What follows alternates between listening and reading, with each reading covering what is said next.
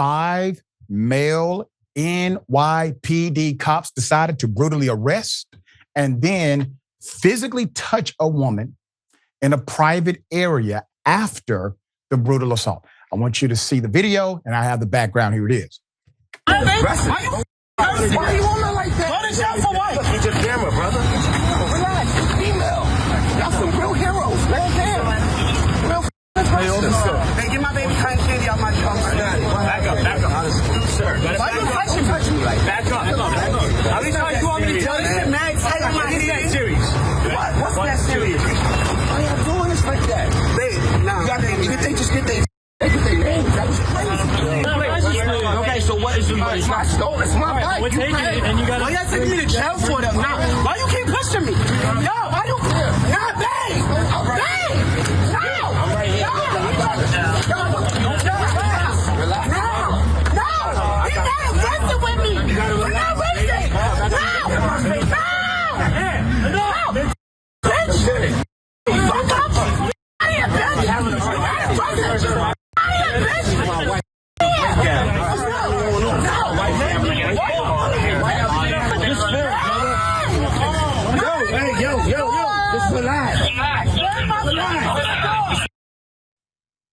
All she wanted to do was purchase cotton candy for her 5-year-old. Put up the picture full mask. Keyanna Moody wanted to purchase cotton candy from Coney Island for her 5-year-old daughter. But that maternal decision landed the 32-year-old Black woman in jail after she was beaten and arrested by a group of NYPD officers who accused her of illegally operating an e-bike without a license plate. One cop named Lieutenant Lacalamita even called her a black B-word, okay? He did this while arresting her. That's according to a notice of claim her attorney filed against the city last month, which is the precursor to a lawsuit. And as a reminder, before you sue a government, you have to send them notice to sue, which is required by law. The incident took place on the evening of June 11, 2024.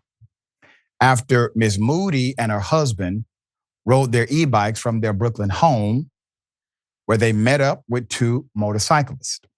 Moody was riding a Z6 Fly e-bike, while her husband was riding a Venom Fly e-bike. The group decided to ride their bikes to Coney Island, which was just over 7 miles away. Once at Coney Island, Moody purchased the cotton candy for her daughter, who was not with them at the time.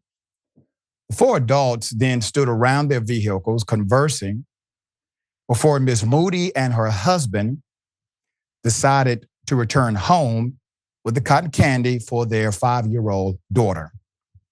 But as she was preparing to leave, a group of NYPD cops accosted her, grabbing the keys from the starter of the e-bike, demanding her license and registration.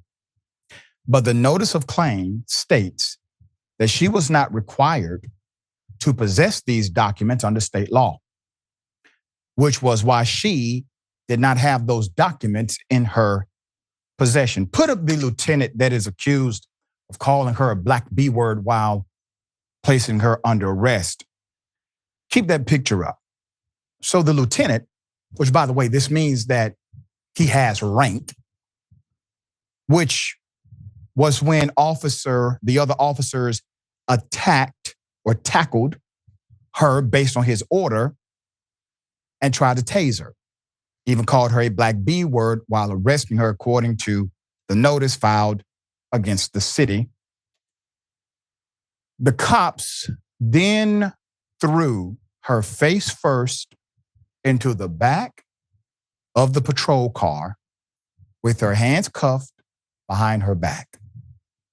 Once again, that is a violation of departmental policy according to the notice of claim, because it can lead to positional asphyxia, a condition where an individual's position prevents them from breathing.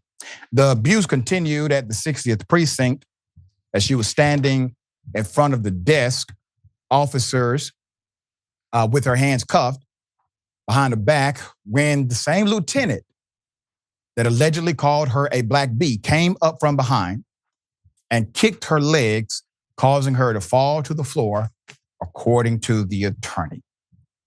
That same lieutenant then stood over her and told her to, quote, get the up, as the other officer stood and watched and failed to intervene.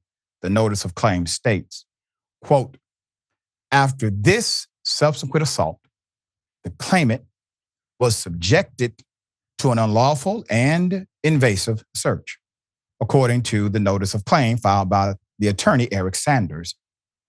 Quote, despite the presence of a female officer, male officers conducted a full body search, making inappropriate physical contact with her breast, vaginal area, buttocks, thighs, and other parts of her body.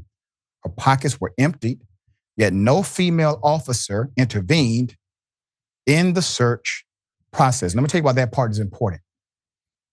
It is a policy call that if a female officer is available, for the female officer to conduct that kind of search, that kind of body or cavity search on a female officer. Typically, even if a female officer is not available, the male officer or the sergeant in charge will tell the officers to wait until a female officer is available in order to conduct that kind of search, which would lead one to believe the reason why this search was conducted was to violate this woman in the first place.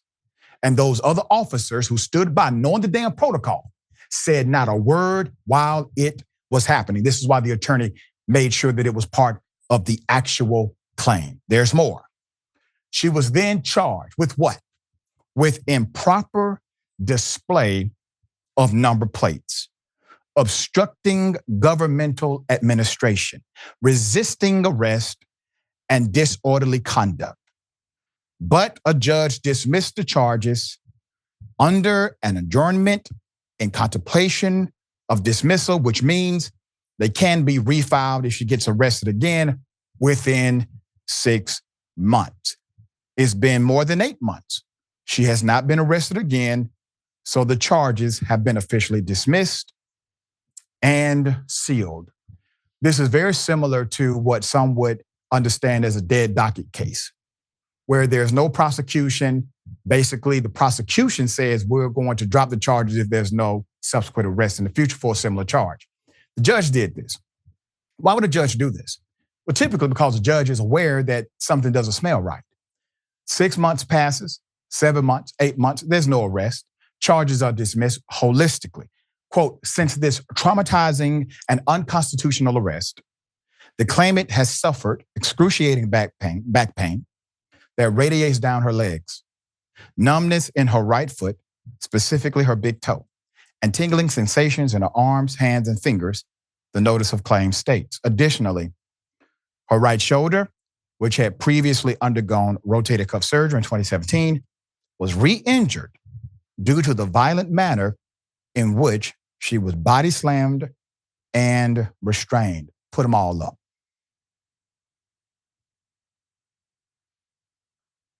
Listed as defendants are Lieutenant Daniel Lacalamita, Sergeant Stanislav Zubik, Officer Michael R. Moran, Officer Alvin M. Naves, and Officer Jared W. Cordero.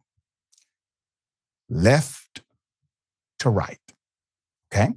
All 5 defendants have histories of abuse, misconduct, racial profiling, as outlined in the notice of claim, which also states that Black people represent 30% of traffic stops by NYPD while only making up 23% of the entire damn population. Keep their pictures up. What are you looking at? You're looking at the reason why there's an us and them mentality that exists between community and cop. There is no trust in officials like this. And when alleged good cops sit back and do nothing, it creates a deepening of that atmosphere, a deepening of that sentiment, because those good cops are not as good as they believe they are. Very thankful for this attorney filing the suit. Very thankful for this family not simply being okay with the charges getting dismissed. But in order to effect justice, you have to push the needle. You have to assert your rights. You have to go to the next step. And it's not easy. It's not easy. It's actually one of the most difficult things that a person will have to decide to do. But in this case, obviously, it was required in order for justice to hopefully be reached. Sharon, one of the saddest, unprovoked, absolutely nonsensical arrests I've seen in a long time. What say you? And they were wrong, right? About whether she was supposed to be carrying certain documents to be a legal, electric bicyclist or whatever. And that's no excuse. So I would think police officers, we can start here with no basic laws and ordinances. What do they tell citizens? Ignorance of the law is no excuse. That's right. As you ran down just the horrific nature of this, I was thinking kidnapping, assault, sexual assault, verbal assault, maybe even attempted murder. And I don't think that's a stretch, Doc, because you went very clearly through when they threw her into the vehicle. Yes. We know people who have died. You've covered it on this show. Yep. Until there is the book thrown at these people. And I even wondered, I take you better knowing the law and the situation here. I even wondered if the judge kept a little window open to keep her from perhaps pursuing the monetary claims. These thugs need to be off the street. People are not safe, black and brown people in particular, but these thugs are mobsters, whatever you want to call them, are terrorizing New York. And it doesn't surprise me. They've had other things in their records that should have been dealt with. Thank goodness you're shining the light on this. Just utter filth. Yeah. And based on the notice of claim, you actually have a hate crime. Because if this officer yelled out, "You black B word," that goes to a racial dynamic of the physical aggression, which is case in point, textbook. That's your racial aggravating circumstance. You now are coming after a person because of their skin color. You have this as part of your bias. You should be charged with an actual criminal assault or actual hate crime. We'll see what happens. Hopefully, because of the affidavits that may come, or at least sworn testimony, you'll see criminal charges are fixed, not just civil.